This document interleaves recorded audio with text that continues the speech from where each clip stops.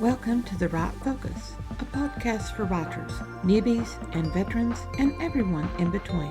We're hosted by Emma Lee with the assistance of Remy Black and Edie Rooms, all from Writers Inc. Books. Our focus is productivity, process, craft, and tools. Each episode lasts as long as it takes to fix a quick dinner, drive a short commute, or take a brisk walk.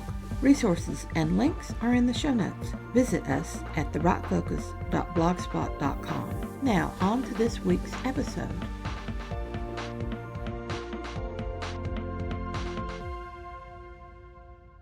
There's both of you. Yay! How are you doing this afternoon? Great. How are you? Fine. I'm tired. I've been working hard all day. I've been working hard all week, and I'm ready for a break. I understand. Thank you so much for letting us postpone and with everything going on. We really appreciate it. Life does happen, and I totally get that. Yeah. So why don't we start by y'all introducing yourself and talk a little bit about your podcast to start with, Okay. and how you handle that and how you get started into that. And then we'll go into your book that's coming out soon. Okay. So I'm Elise Brown. I'm an author, and when I started my writing journey, Becky and I started talking about how we can get a platform so that we could hopefully sell books and get an agent and all that fun stuff that you do in the writing business. So the idea was we would create a blog in which we review books and post about them. And the blog eventually turned into a video blog, which is now turning into a podcast as well. So basically, thanks to your tips at Killer Nashville, we are going to try to get it on Apple Podcasts and Spotify soon. And I'm Becky Brown. I am Elise's mother-in-law. And so that's one thing that makes our blog a little unique is that we are daughter-in-law and mother-in-law, and we get along very well and everything. So I don't think I meet the typical mother-in-law. No, it's not scary. We're good. We're all good. But we started this in July of 2020. And that's when we just started the Couple of Bees Read, and we talked about names and things. And the way the name came about is that we've both been educators, and we've both been in middle school and high school and all that. And sometimes you get called Mrs. B, and that can be a good thing or a bad thing, And I used to tell my students, you can call me Miss B as long as it doesn't end with an H. That's right. So we kind of played off on all of that, because I'm Becky Blanton Brown, all B's, and she's Elise Brown and everything. And so, here we are, and we just, mother-in-law, daughter-in-law that like to read and review, and that's how we came up with it. And what do you do typically when how do you pick a book, and then how long do you give yourselves to read it? And then what do you do when you're presenting it? So we typically pick just what we want to read. We will occasionally have authors reach out over email and request that we review the book. And if it is one that interests us, we will pick it up and review it. But we are very careful because, not every book is our taste. Right. And we want to review fairly. And if we pick up a book, say I'm not super into like epic fantasies. So if someone pitches an epic fantasy to me, I know I'm going to be already kind of biased against it. So that's not what I would pick up. And it's, no offense to the genre, it's just I want to be able to give a 5-star review if I can. Because we're all about wanting to help authors and promote their work. Yeah. And that's another thing. I mean, if you go back and read our blogs, we started out just doing like writing them and putting them on the blog. That's how we did. And then about a year ago, or a little over a year ago, we started with the YouTube. And we changed it up a little bit. And that's when we started what we call the weekly wine, which is the she is actually a wine. I'm a wine consultant with Scout and Cellar Wines.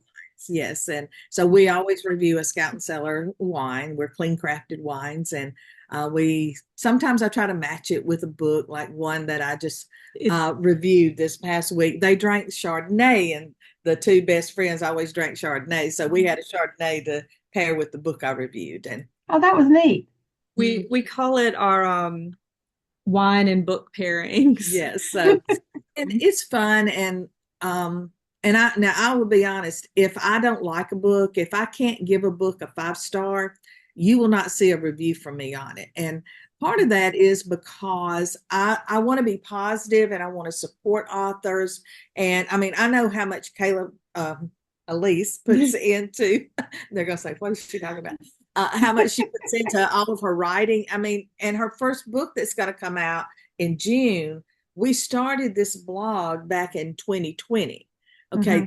That's when I first read the first full copy of Chase Harlem. So we're talking, it's taken 5 years, and I don't know how many rewrites. I don't know how many different versions of Chase Harlem I've read and all of that. But, and so I know they work hard, and maybe it's just that it just didn't click with me, but I just want to be encouraging. And that's what we want our blog to be, is encouraging. And so if we don't like a book, we're not going to talk about it on the blog. That's the way it is. So that is the way it is. I try to follow Thumper's advice. If you can't say nothing nice, don't say nothing at all. That's exactly right. Yes. Because I had to write too many bad comments on students' essays. When you would start up, you would talk about this was good, this was good, this was good, but I get that. I'm still getting that. I started out I was a high school English and theater teacher for 11 years. And now I teach freshman English at the University of Alabama. And there's still times I have to be like, hey, we need to fix this. Right. So. And sometimes after reading some essays, it can be hard to be positive. So when I read for enjoyment, I need to enjoy it. Yes. Oh, yes. Yes. That is the role of the teacher. We spend so much time reading things that they don't make us happy. So in our own personal reading, we want happiness. Exactly. Right. Yeah. Even if that happiness makes us overwrought as we're getting through it. It's kind of like, I chose to cry through this book. Yeah. Yes. Well, you'll read the tearjerkers. I don't like to cry in books. Yeah. I won't read the tearjerkers. It's funny. No, she will read like horror and stuff, and I don't like a lot of that. I love women's contemporary, but I will say this: the genres I read have really opened up for me since we started, the blog. And now I will read things that I normally probably would not have read in the past, and I have enjoyed them. And she'll get me to read some of hers, but the ones you've recommended, like the Book of Flora Lee, and any Heather Weber book, by the end of it, I'm sobbing. Yeah. But they're tears of joy. But at the same time, I'm like, I've got to build these up. They don't I just don't have a lot. So I need to build them up and then get ready for a cry. Yeah. Okay. This whole series started as a talk about technology and what technology writers use. What technology do you use for your podcast? And what technology do you find most helpful when you're writing from the beginning to the very end of the process? So for the podcast, we use basically my laptop or your phone. And then we have lights, and we're fortunate to have a space that we can do this, that the sound is really good. And beautiful quilts. Yes, she made them. Thank yes. So with this space, we're able to use my MacBook software basically to put all of our videos together. When it comes to writing, I basically just set daily goals for myself and keep track of my word count. from beginning to end. I have a process where I have to heavily outline everything. And I find that that works for me. Now, Becky, you're working on your first memoir. This is the very first thing I've ever written. And you found what's the software you have? The planner software. I don't know. You set it up for me. I did. I'm not techie at all. So she is the one that helps me. I mean, you know, I found. I think it's the Sisters in Crime thing with the. It's what pacemaker uses pacemaker. Yeah. That's it. That's what it's called, pacemaker. And so we just like I said, this is the first book I've written. So and it's about my faith journey and faith. And so writing it, trying to put it all down, this is something, you know, that I went through like 36, 38 years ago. So now I'm coming back to it, and you know, so we'll see. I'm doing the whatever you think called it. Yeah, like it's technically NaNoWriMo, but we're using the pacemaker software. So I'm trying to write every day because I'm not used to that. Right. And like I didn't get all my words in today and I don't know if I will, but you know, we'll see. At least I'm writing something. I'm getting somewhere with it.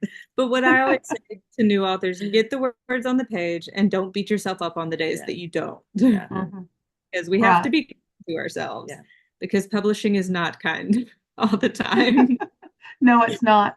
I had a friend turn me on to Pacemaker on Monday morning. And so I set it up because I have been putting off this short story that I need to write and not doing anything with it. And so I thought, well, I'll go into that and it will help me just a little bit. And so I put it down. It said they have to write less than 500 words a day. And I thought, 500 words, that's nothing. I can knock that out.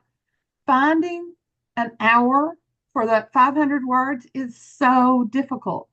But knowing that I have the numbers that I need to input at the end of the day, it's almost like it drives me to make sure that it gets done in relation to everything else that gets done. So now I've carved out time specifically that before I would just let slip by. And I'll be honest, I like the process of writing. Like it does deplete any higher brain function that I have. Like once I've written my however many words a day, I'm like, well, don't ask me any questions because the answers are on a page somewhere. Like that my brain is done. But what I'm actually having to do right now for my agent, we have a book that we're reworking to put everything in first person point of view. Oh my, that's hard. Oh my gosh. Because when you wrote the book, well, the trend in thrillers when I wrote the book was multiple points of view and third person. And now the trend is such that it's basically big best-selling thrillers, multiple points of view, first person, present tense. So based I'm not sure I could do it in present tense.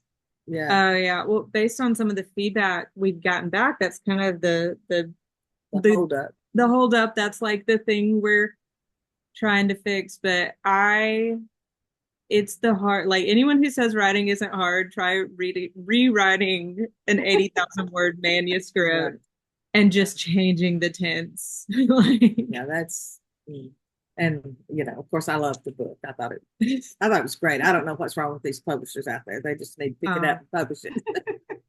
That's what every author says, and eventually you get your win. I know. That's true. You did. Yeah. So. What has always amazed me is you spend so much time on these books and you know them intimately. When you first finish it, after you've done your multiple drafts and you've finished the revision and you think it's good to go, you do know it intimately, and you can almost close your eyes and say, okay, in chapter 8, this and so happened in this sequence of things.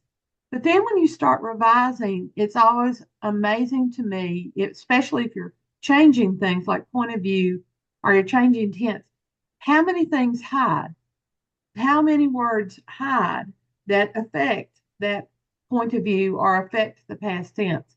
So are you using anything like Grammarly or Pro Writing Aid to help you spot those? I I like I use Word, but I also read everything I write out loud. Ah, Like I give it a few days and then I mhm. read it out loud to my husband, bless his heart. He has He got loves you dearly. like he's gotten the me audio version of every book because I'm very good at hearing the mistakes, Mhm. but not always very good at catching them if I'm just reading them myself because I want to read what I think I wrote. Whereas if Yeah. I'm reading it out loud and kind of doing the characters' voices, then it's like, oh wait, that's not how Chase Harlem sounds. Why does she sound like that? So it does help both with grammar and just really with overall voice for a lot of my books, because especially like Chase Harlem is in Louisiana and there's so many different characters with different accents that those kind of have to be on point. Yeah, that is. Mhm. How did the idea for Chase Harlem come to you? Um, So my grandfather was a detective for many years, and growing up, he would tell me these stories, and I tell people like my grandfather told me true crime stories I learned not to repeat in daycare. Um, he'd tell me these really great stories and about him and his friends solving crimes, and a lot of that inspired kind of what the Chase Harlem stories became. I started like the first draft of Chase Harlem I actually wrote in college, and it was terrible. It just it went all over the place. It didn't take place in New Orleans. And what I found is when I started teaching, I went to New Orleans with my husband for the first time and I just fell in love with the city. And for the first time in years, I was like, oh my God, Chase Harlem should be here. I should like, if I put this in New Orleans, it's going to be better. And that's what happened. The draft now has maybe 5 pages from the original draft. Like I literally picked it back up, looked at it, and I was like, well, all of this is done. Let me look at pages 1 through 5. And that's kind of how that worked out, was just being inspired by the city, the lore that is New Orleans, mhm.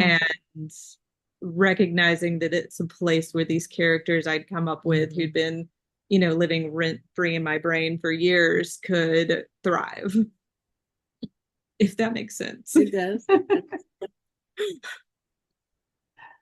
So, tell us about how you were able to get an agent and get a publisher, because it's traditionally published. Chase Harlem will be. It will be, yes. So I got my first agent in 2021. We were on submission for a while. We were on submission Almost for a year. no, over a year, I Over a year. believe. And he called, it was right before Killer Nashville 2023. Mhm. And he called and he said, nobody wants this book. We've gotten a terrible response. That And makes you feel good, doesn't it? well, he was a very nice man. He just, Mhm. this was what he knew, and I understand that. And because of that, we parted ways. Mhm. And I was devastated. I was like, this book that I love and nobody wants it, and I was just mad about she it. was just mad about it. So then, like a couple of weeks later, the finalist list went up for the Claymore Awards, and Yeah. Chase Ullum was on it. So I go to Killer Nashville, and I had written another manuscript, which is the one my new agent has now, and I Mhm. was like desperately trying to pitch it, kind of frustrated because I've been told nobody wants Chase Harlem, yet that's the one that's gotten some attention. And then it won the Claymore Award. And I was sitting at the table with Elise Brown from Rising Action Publishing. And I had met with her and talked to her a couple of times over our time at Killer Nashville.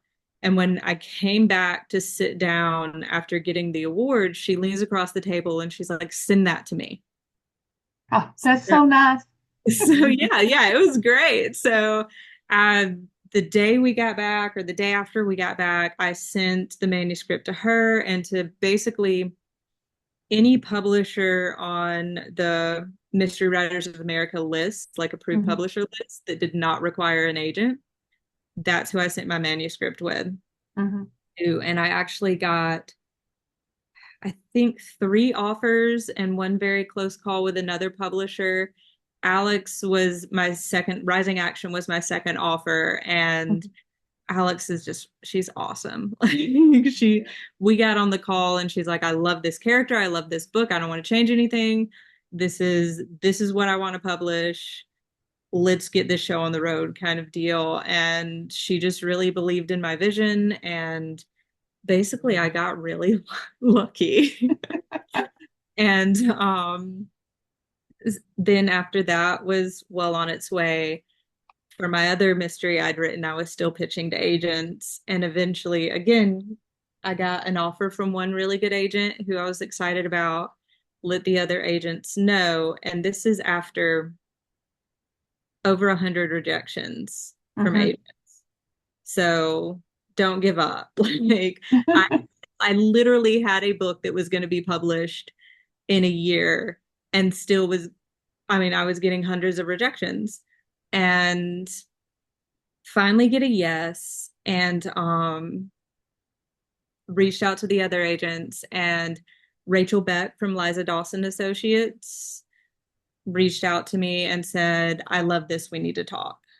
So our conversation went really well. She's still so in love with that book I wrote, and has been, submissions are hard because it's a lot more rejection, but she's really just been just the soldier in the front line representing my book, even at times where I'm like, Rachel, let me write something else. Like, I have written something else. I'm like, let's pitch this one. She's like, no, we're going to pitch this one, then we'll pitch that one, but we're going to pitch this one. I believe it. Like, she's just been such a blessing. It's been pretty cool. Yeah. It's and that particular manuscript, of course, I love it too. And I guess some people think I'm biased because it's Kayla's writing, but if I don't like something in it, or I think there's a problem, I mean, I will tell her, because I want her to put her best, her best product out there, because that's the only way someone's gonna take it. So I mean, that sounds like a really good first reader. Yeah. You want a critique. And a critique is intended to be helpful. And she will give me, the only time you gave me like harsh feedback, I wrote this scary story that got published on a podcast. That one freaked me out. Yeah, she just, she's sitting there reading it, and I look over and her eyes are this big, and she looks up at me. She's like, I do not like this. It was definitely not my genre, I can tell you. Yeah. How could you be in the same room with her while she's reading, though? I would not be able to do that. Because I just sit there and read. Like, she reads something else and I read some stuff. And like, I just, it's not in my brain. Now, we went to the beach when you were reading the last manuscript I handed over. And there were a couple of times I'm like edging, like I'm in the back seat, she's in the front, and I'm like edging over the seat, like, hey, what do you think? What part are you at? What are you doing? Like, if I laugh, she'll go, what was funny? What was funny? And I'll be like, and then you tell her, and she goes, oh yeah. I've heard that. Just making sure it's something I wrote. Okay. So the second book that you're currently working on with the agent, it's not a sequel to the Chase Harlan book. No. So when I signed with Rising Action, I did sign a 2-book deal. So I've already written the second book, and we've already gotten the production schedule for it. It's coming out September 15th. Oh, wow. Yeah. 2020. 2 in 1 year. No. It'll be the next year. 2020. July 17th for the first one of 2020. June 17th. This is why she's here. I don't remember things. But June 17th, 2025 for the first one, and then the sequel is September 15th, 2026. Yes. That one is Chasing Phantoms. Right. Well, that's clever. I don't think they've approved the title yet. Oh. Okay, It's maybe I shouldn't have the said that. Untitled sequel. Sorry. But in your brain, is that. That's what it is. That's the That's the working title. title. But we have also just pitched the third one. Like I wrote the full outline for the third Chase Harlem. And I'm going to tell you, it's And going to be the best one. I have no doubt they're going to pick it up because just the outline itself. Yeah, I just read the outline and I was like, oh wow. I mean, I can totally see this, being. Isn't it nice having a cheerleader in your corner? Yes, it is. Right. No, truly, it will be the best of the three. I know it will. Mm-hmm. I'm probably going to cry writing it. Yeah, actually, we'll see. That'll be a good thing, though. If you cry, then you hope that the readers will cry at that same point. They'll have that emotional investment. Yes, I know there were times in the one my agent's pitching, which is High Tides and Homicides. I call it my beach thriller. Mm-hmm. There were points that I cried in that one. It was just like, it's okay, I gotta finish the chapter. Yeah, it was really great because it's should we say where it's based in? I mean, I don't know. A publisher hasn't picked it up. They may move it. I don't know how publishing works. Anyway, well, it's based in Flow. And see, Fort Morgan is like the most haunted space in America, kind of thing, So, so it has a little ghosty side. Yeah, it has a little bit of that in there, and it has a little romance, but not really romance. Kind of just there's some things that happen. Some hints there, and then of course there's a lot of murder going on, and and murder and mayhem happening there. So yeah. Do you see this becoming like a second series? I would love to make it a second series. With Chase Harlem, I had the complete trilogy outlined. Mm-hmm. Because my agent at the time said this might help sell it. With this one, I have a light outline. So when I write, I do outlines that are like 20, 30 pages long. And it's every chapter, exactly what happens. But before that, I have like what I call my skeletal outline, which is basically a beat sheet. It's like, this has got to happen, this one, this one, this one. Mm-hmm. So whereas High Tides and Homicides has a plan, it's not as thorough. But I'd love that opportunity. So yeah, to make it. Yeah.